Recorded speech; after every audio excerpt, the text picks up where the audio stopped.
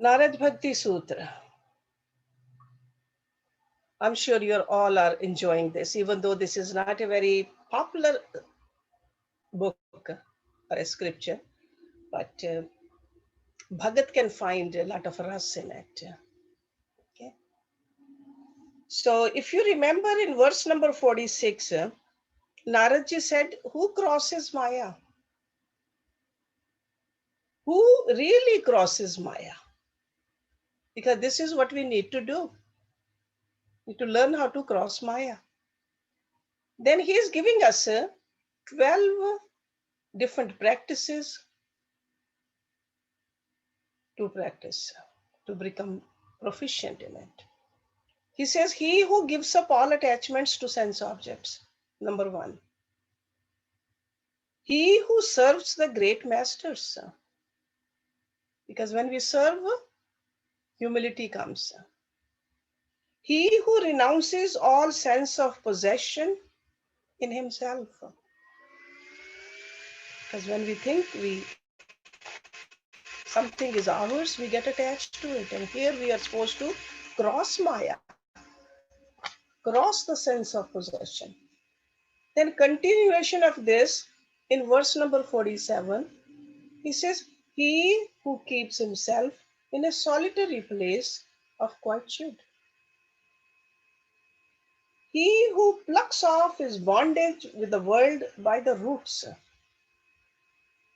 Not just the leaves and the branches, but by the roots.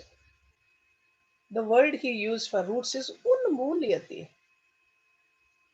He who goes beyond the influences of his gunas. And these gunas is the guna of the prakriti. What Maya is made up of, sattvic, rajasic, tamasic.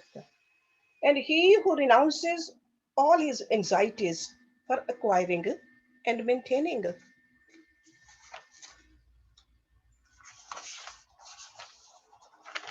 So today we are going to look at verse number 48, where he gives 3 more practices to us.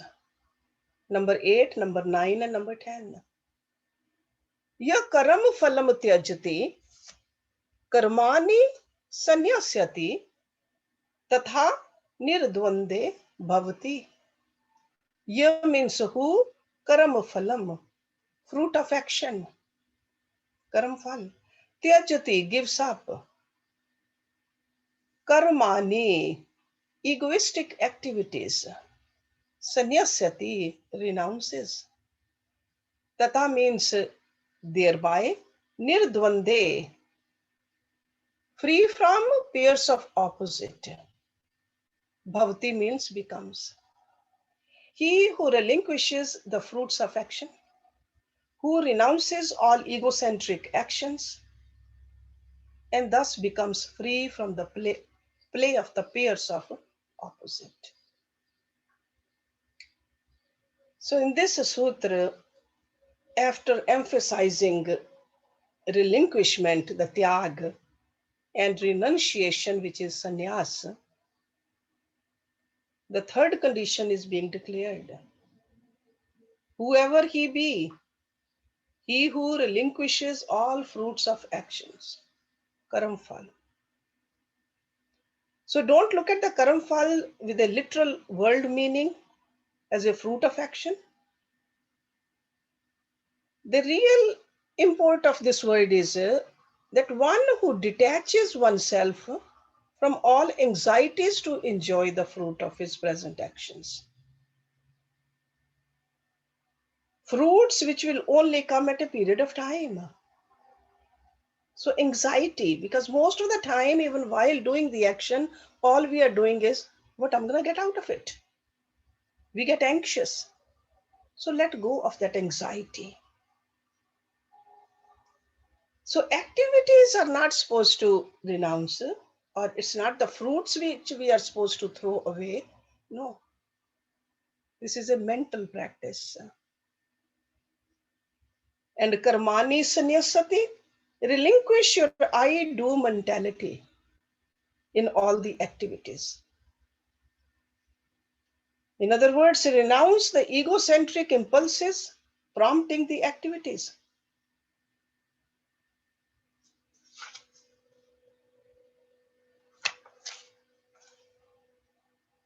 If you remember, the same thing was said by Lord Krishna in Bhagavad Gita.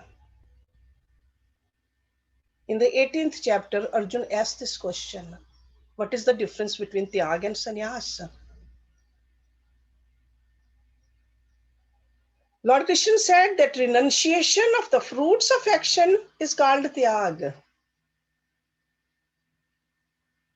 That means the abandonment of anxiety for the fruits and anxiety for the future.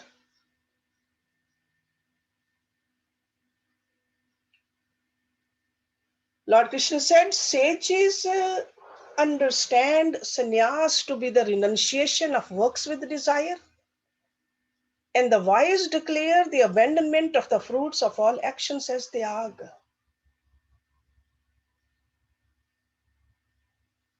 So that's why Lord Krishna said that tyag is to be practiced first, and sannyas will then be its later fulfillment. So he who has renounced the ego in all activities is a true sannyasi. True sannyasi, and that's what he is saying over here. Ya karam phalam tyajati karmani sannyasati. So he's talking about the tyag and the sannyas. A person who is not worried about the fruits of action, but constantly performs all actions as best as he can, is called tyagi. And tyagi in time will develop himself into a sannyasi. You cannot be sannyasi first and then tyagi. Tyagi is the first step on that ladder. And once you have learned how to live like this, the pairs of opposites shall no more affect you at all. Because the pairs of opposites are naturally the experiences of the mind and the intellect. They can affect only the little individuality which is called jiva, never the self, which is the supreme. So once we start identifying ourselves with the supreme, the soul, the pairs of opposite will not affect you.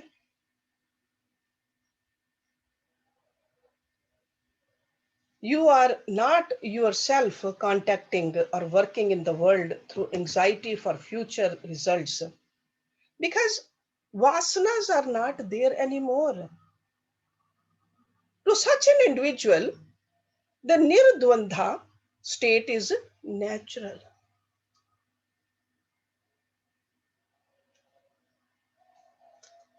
So the person will cross over Maya who gives up attachment to the fruits of his work.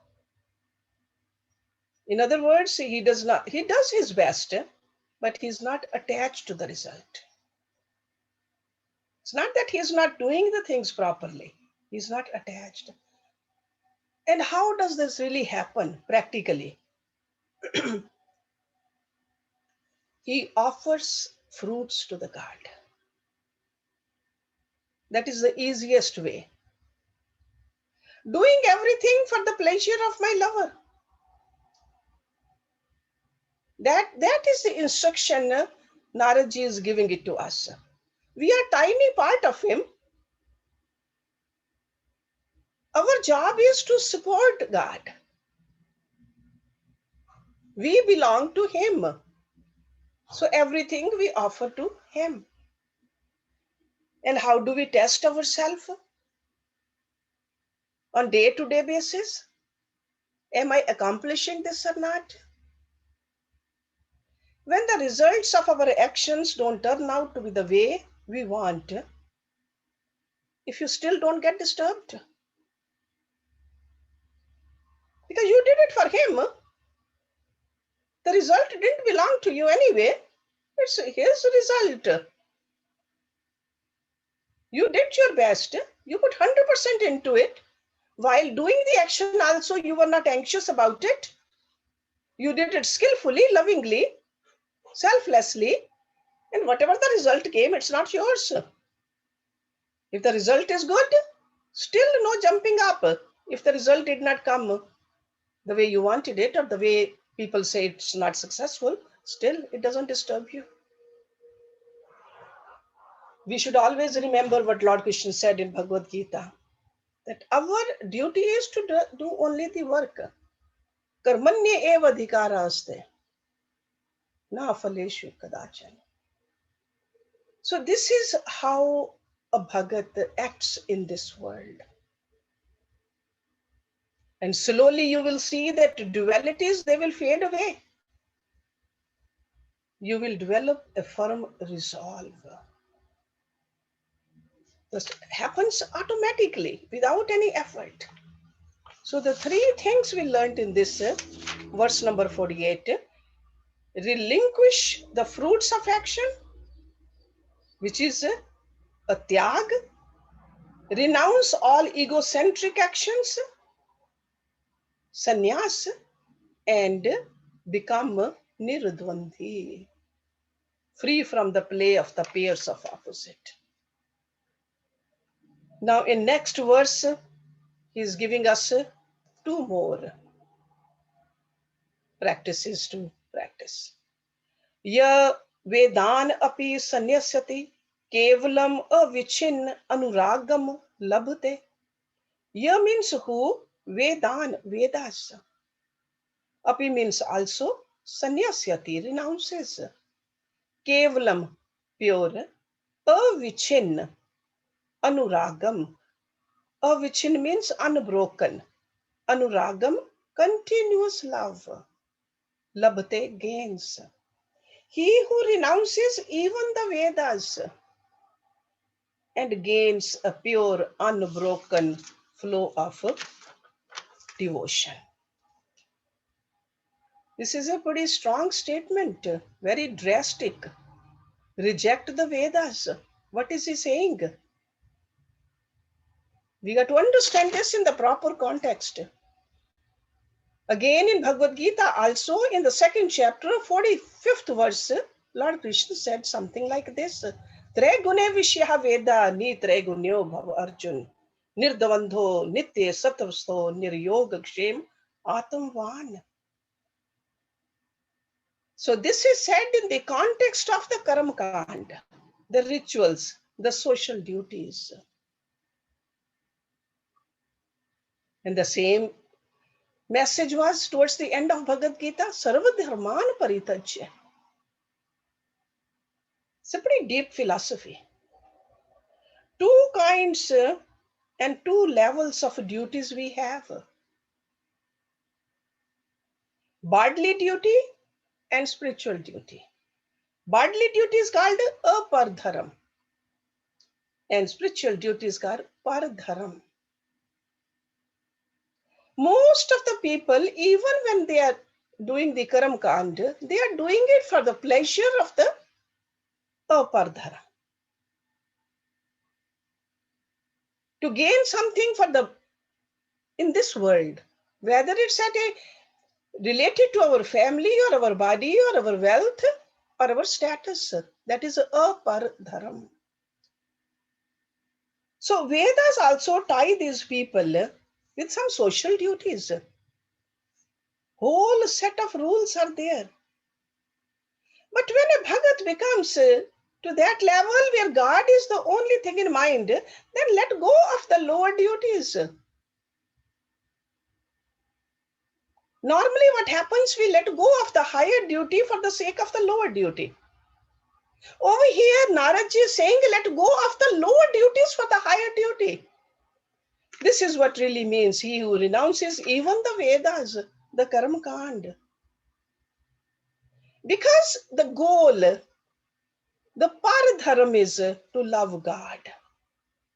If this world is making me forget this, my Lord, it's better to throw it out. My eternal dharam. To love and serve God. Jesus was asked by his devotees, what is the most important commandment? You have given us so many instructions. what is the most important? He said the first and the foremost is to love God with all thy heart and all thy might and all thy soul. This is what Narada is saying. If we have to let go of the lower for the higher, hey, let it go. That's called a spiritual dharma. Every religion is saying that, whether we are brave enough to follow it or not, but every religion is saying it. So spiritual dharma is to love God. Par dharam, the lower dharam is a material dharam, a bodily dharam. So we got to slowly learn to control our mind and senses. We got to learn, because the lower dharam is teaching us how to control our body, how to cultivate the spirit, the discipline for that higher purpose. Learn to regulate yourself. When Vedas say get up early in the morning, Brahma Muhurat, do the cleansings inside, outside, sit down, do meditation, do all those regulations bring in into your life. That is for the purpose of attaining that par dharam. But to learn how to rise above the tamogun, rise above the rajogun, and ultimately transcend the satavgun also. See, for example, according to the upper dharam, the lower dharam, telling a lie is wrong. But if God tells you to lie, then it's not wrong. Because there's a higher purpose. Dharam moolam hi Bhagwan. Shri Krishna told Yudhishthir to tell a lie. And he did. He told Arjuna also to shoot Karan in the back. When according to the upper dharam, that is wrong. Kshatriya should not attack from the back. But Lord Krishna said, so that's why there's a conflict between the par and apar. Which one to follow? That's what Narada is saying. Follow the par, the supreme. All your activities are only for that. Do everything as a service to him. So that's why this vichin anuragam labhate. When we have that kind of a love for God, only then we can make a decision like that without even hesitating a little bit. Keval vichin anuragam labhate. Pure unbroken love alone comes to him when we don't question at all. This love is like a unbroken flow of a river. Like the constant stream of oil flowing from one pot to another. Not drop by drop, but an unbroken stream. When mind becomes a constant flow towards God, that is a vichin anuragam. Such love continuously flowing towards the reality is rare. Is rare. Because in most cases, it's not a constant flow, only a drop here and drop there. When in the world we don't find the things conducive to our own liking, then sure we remember God. We use God. But Narada is saying our first and the foremost duty is to have a vichin anuragam. Even if we have to let go of these worldly duties, let go, but do not let go of that connection with God. So these are the 12 conditions declared by Narada. And if we follow these, see, this is the sadhana we need to do. Only then we'll have an attachment in devotion to the higher. And there will be a continuous, unbroken flow of love towards God. Each one of these 12 must be accomplished through practice. if you want to move towards the perfection. That kind of a rewarding love for God, love for the Lord. Whether we follow the Karam Yoga or Bhakti Yoga, Gyan Yoga, this is what we are doing. So over here, Narad is only enumerating what are the conditions to be accomplished so that the devotee's heart becomes receptive to the experience of divinity. There's no special technique he is giving it to us. He says, whatever you want to practice, but ultimately these 12 conditions are to be realized in our personality for the spiritual awakening. Okay. So whether you want to write them down number wise on a piece of paper, whether you want to work on it one at a time or few at a time, these are the qualities we need to cultivate. Okay. Let's look at verse number 50. Satarti, satarti, so lokan taryati. Sa means he, tarti means crosses. Again, to emphasize, he's repeating it, satarti. Sa means he, lokan. Lokan means the other people, the rest of the world also. Taryati causes to cross over or, or carries across. Taryati. He crosses. Indeed, he crosses and he helps others able to cross. Okay, so this is the benefit of walking on this path. Because he said, Maya is very hard to cross, but if you have these qualities, you can cross. Not only you will cross, you will help others to cross too. Because having become perfect in his love, he indeed crosses Maya. Only will he cross over the Maya, but afterwards he will help the world to cross over it. Because love for God or a divine love is not a selfish end in itself, insistent by its very nature. Once you have achieved this liberating love, the devotee definitely remains immersed for a time in it. It's just like a submerged in it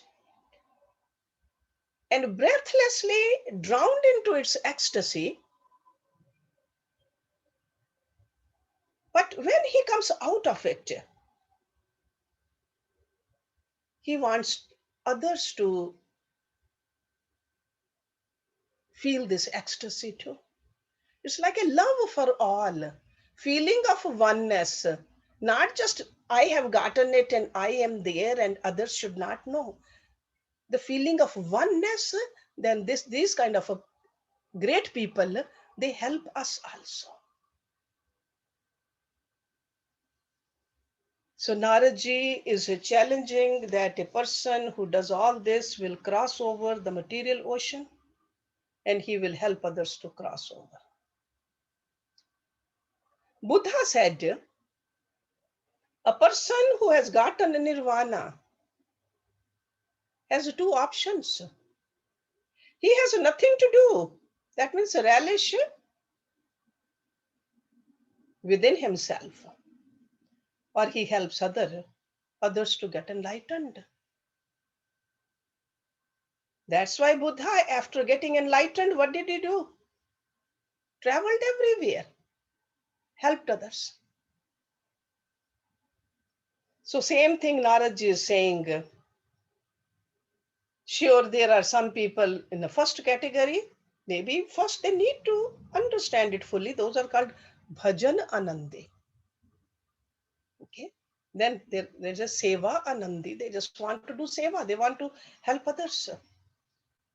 Par upkar becomes their swabhav. Par upkar. Because par upkar is the only reason they are helping others, welfare for others. Okay. So now this topic is finished over here. Now next topic is the nature of bhakti. What is this bhakti? Verse number 51. Anirvachaniyam prem savarupam. So this level of bhakti, we are not talking about the worldly bhakti. We are not talking about the apar bhakti. We are talking about the par bhakti. Anirvachaniyam, indescribable. Prem savarupam, the intrinsic nature of devotion. So the nature of devotion is indescribable. Or you can say it is indefinable. The seeker who enters into these practices for cultivating bhakti, those 12 practices he mentioned, will come to face within himself a doubt as to whether he is really progressing or not. I am doing the sadhana, am I progressing? Who will tell me? He wonders. If I am developing and growing, how do I really know? But now Naraji is in a way answering this question.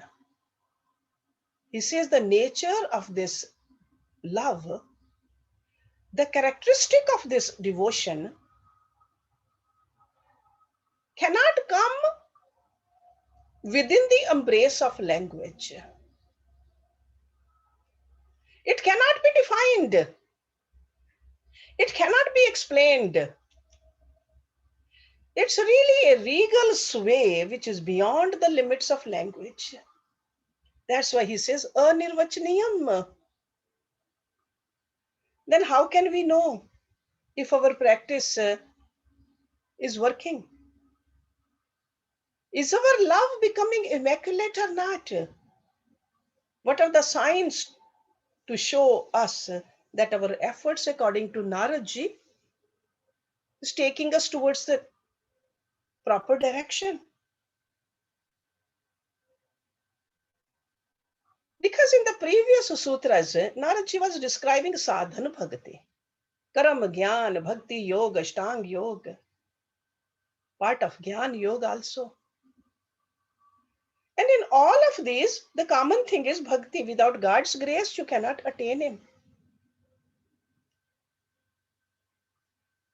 But this love for God, whether you are doing a seva or whether you are studying or whether you are doing even Ashtanga Yoga, common factor is love for God. It's almost like if there is a amrit, a nectar given to you, and you can mix that nectar with water or with juice or milk, and a person says you will become immortal. The same way you mix bhakti with any one of the practices, you attain God. But the conviction has to be there. Love for God has to be there. Because if you mix bhakti with a karam, it becomes a karam yoga. If you mix gyan with a bhakti, it becomes a gyan yoga.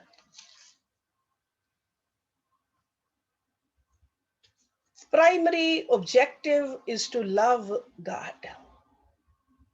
That's what Naraji has been telling us. Bhakti will take you to God.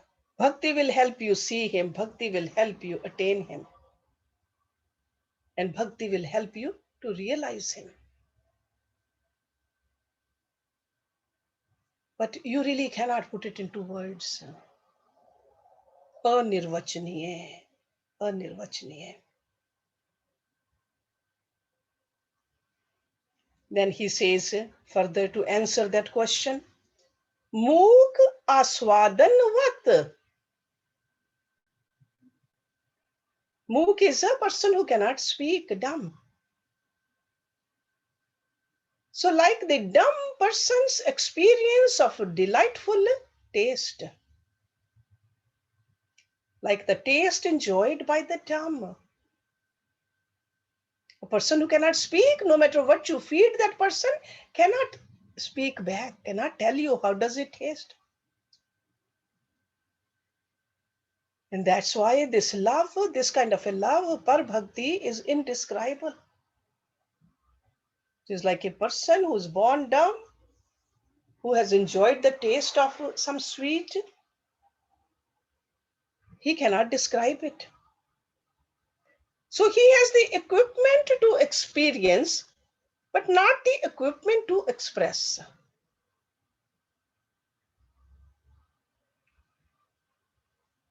It's like eyes will sparkle, lips can smile, but he only cries out, ah, ah. So he has the tongue to taste, but not the tongue to talk. So the same way, this kind of a love for God, we can feel it, but we cannot describe it. There are no words to describe this fully. So devotee experiences his supreme devotion for the Lord in his heart.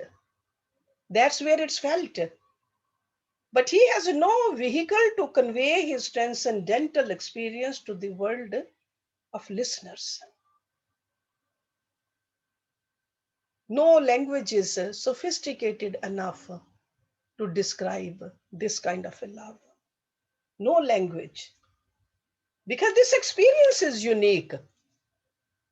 So this uniqueness of the infinite bliss, no language can capture.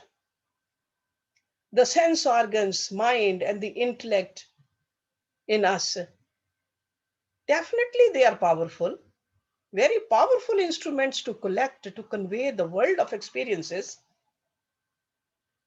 but they are helpless in experiencing and much less in expressing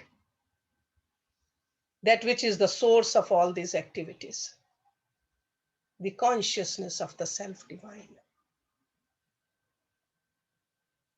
So this is what he's saying. That cannot be spoken. It's like a candy given to a dumb person. Okay. Prakashate ko api patre. So again, he is trying to explain that divine love to us. Prakash comes to express or manifested. Ko api, somewhere, sometimes, ko api or rare, patre, in a fit recipient. In some rare ones who are fit recipients, this pure love is found to manifest. Because in the previous verse, he said the state of devotion, this kind of a love is indescribable. Do not misunderstand that it is also inexperienceable. So deep and true devotion in its state of utter fulfillment is experienceable, but not inexpressible. So learn to know the difference. Because generally, whenever we experience something in the world, we can describe our experience through our words. But here Narada is saying that it's a unique situation. Even though we experience this love, we cannot express it. Why? Because this experience, which is called anubhav, see, this is an anubhav. He said it's like a dumb person, a person who cannot speak, but who eats the sweet. Such a pure love, such a devotion in all its fulfillment definitely comes to manifest or express in some rare hearts. Very rare set of individuals. Again, Lord Krishna said the same thing. He said, Bahu naam janam namante jnanvan mam prapadyate. Vasudeva sarvamiti samahatma sudurlabha. Even though we may all try, this anubhav will manifest only in some rare heart. That means when we patra means we have to prepare our vessel for it. If the vessel is fully prepared, it's ready, sure it will manifest. And we'll know once we have got it, you know you have got it. There's no doubt about it then.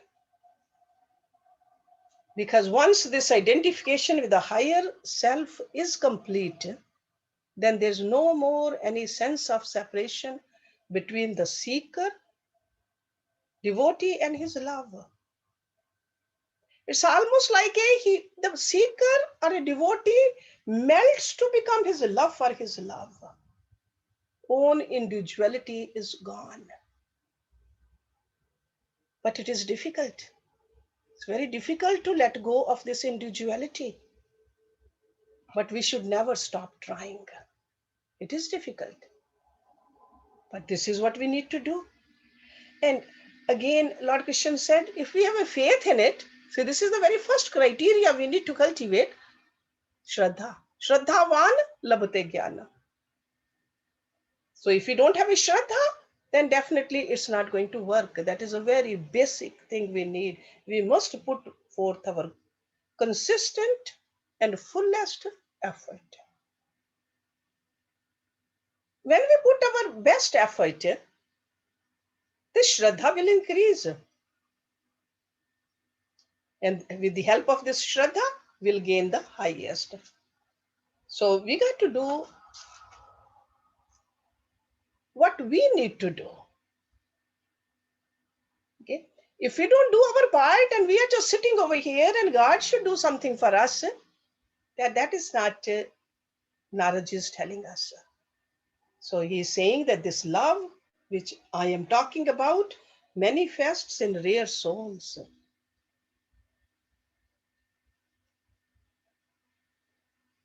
Mukta naam api siddha naam narayanam parayan sudurlabh prashantatma kotish api mahamune. Other scriptures have said the same thing. Millions of sages, one among them with such love. Kak Bhushundi, that's the name of a rishi, he asked Ram.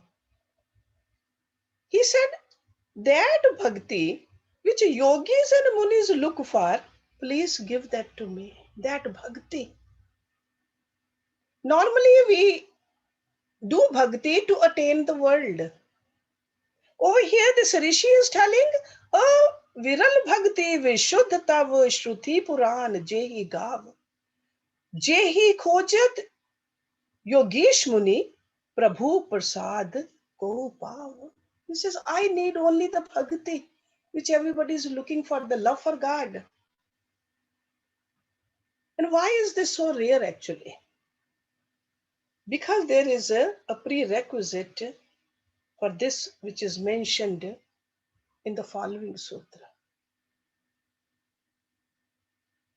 Only that person will get this bhakti who is totally selfless. So we got to see, are we selfless? Who does not desire his happiness from his beloved? Do we go to God for our happiness or for his happiness?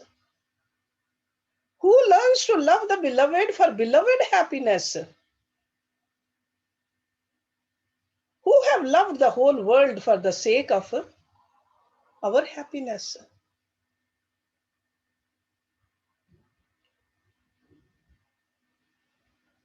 And this kind of a personality has other aspects also. This kind of a personality definitely has a desire for knowledge, desire for love for God. Because normally we just want to have the knowledge for ourselves. We have a desire for prestige. We have a desire to live. But this desire to love God is rare, is rare. Saint Augustine said, our hearts were made for you, O Lord, and they shall continue to be restless until they come to rest in you. Do we have a heart like that? Who wants to just merge in God? So our hearts were made to love God, and we are trying to fulfill our heart with worldly things.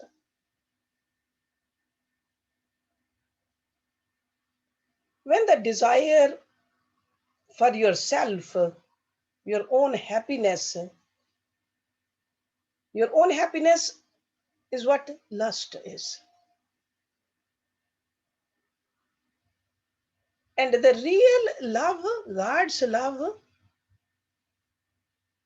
when that grows and this becomes smaller and ultimately goes away, only then we have reached there. Only then we are eligible to receive or have that, the word which he mentioned, prakashyate, then manifests. So in other words, we have to become totally selfless. You have to come to that point where you love God, not for material gain, not even to earn liberation. Liberation is just a side product. You just, when your love for God becomes causeless, that's what I'm trying to say. When you want to make him happy, and the training really starts from a guru. Because we see that gurus know how to love God selflessly. Because the gurus, the yogi gurus, their happiness is only the happiness of God. That is a divine love. When we are in a contact with this kind of a personality, then we see, yeah, it is possible. Rest of the world is running after the worldly pleasures, the worldly opulences. But here is a person who doesn't want any of this. For this person, God's happiness is the only thing which really matters. Because world is only talking about God. And we see everybody love themselves only. And we have to transform this. We got to transform the selfishness into the selfless. Happiness for God. So this is the principle we need to keep in mind right from the beginning, actually. Right from the beginning, because later on it becomes really difficult to change it. So engage in the devotion for God's happiness. Remember this. Only then we'll be able to feel this divine love in our heart. Let me just only read the next verse because he's again giving us some more practices. He says, Gun rahitam, kamna rahitam, pratikshan vardhamanam, avichinnam, suksham taram, anubhav rupam. Very powerful verse. Gun rahitam, devoid of all attributes. Gun. Kamna rahitam, without any desire whatsoever. Pratikshan vardhamanam, growing every moment. Avichinnam, unbroken, constant.